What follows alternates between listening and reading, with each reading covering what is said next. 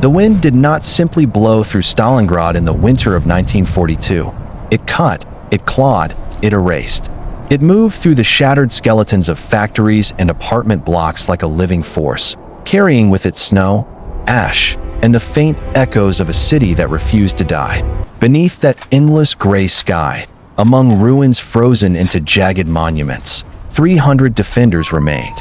300 against an army that seemed without end. They were not fresh soldiers. They were remnants, riflemen with frostbitten fingers, machine gunners with barely any ammunition left, engineers turned fighters, and even clerks who had picked up weapons because there was no one else. Their uniforms were stiff with ice, their breath visible in short, sharp bursts.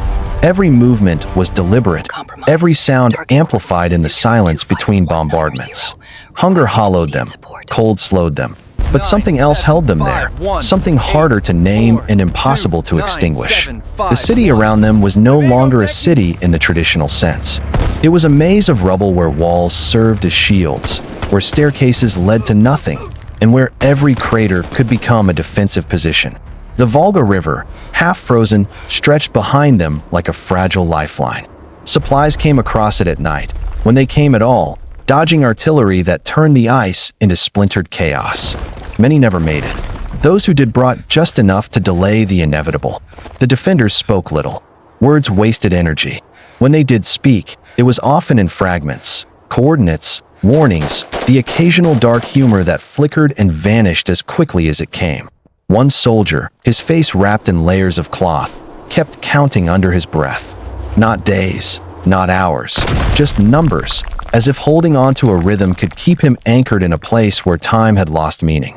Across the ruins, the German forces advanced with precision, their presence relentless.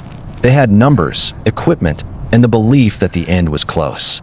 But Stalingrad did not behave like other battlefields. Every building captured became another battlefield. Every step forward came with a cost that could not be easily calculated. The frozen city absorbed the impact, swallowed momentum, and turned certainty into doubt. The 300 defenders understood their role without needing it explained. They were not expected to win in the conventional sense. Their task was simpler and far more brutal: to hold, to delay, to make every meter of ground so costly that the advance would slow, then stall, then fracture. Each man became part of that calculation, a living barrier against a force that seemed unstoppable. Night offered no comfort. Temperatures plunged further, and the darkness brought its own dangers. Shadows shifted unpredictably among the ruins, and the line between friend and enemy blurred. Sleep came in brief, uneasy moments, often interrupted by the distant rumble of artillery or the closer, more immediate crack of gunfire. Dreams, when they came, were not of home, but of warmth, something as simple as warmth. One position, a shattered factory floor, became a focal point. Its walls were riddled with holes, its machinery twisted into abstract shapes. From there, a handful of defenders held off repeated assaults. Ammunition ran low, forcing them to fire only when certain. Each shot mattered. Each missed opportunity could mean the difference between holding the line and being overrun. The air inside was thick with dust and smoke, the ground layered with debris and spent casings. Time stretched. The concept of reinforcements became almost mythical, something spoken of but never seen. Yet still they held, not because they believed rescue was imminent, but because there was no alternative.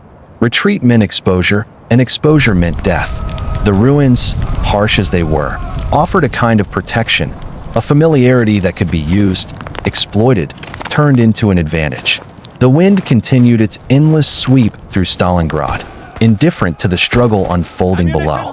Snow-covered bodies and rubble alike, blurring distinctions, creating a landscape where everything seemed frozen in a single, suspended moment.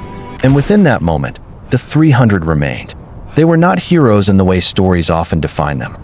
They were exhausted, cold, and painfully aware of their circumstances. But they endured. In the face of overwhelming force, in a city reduced to fragments, they held their ground.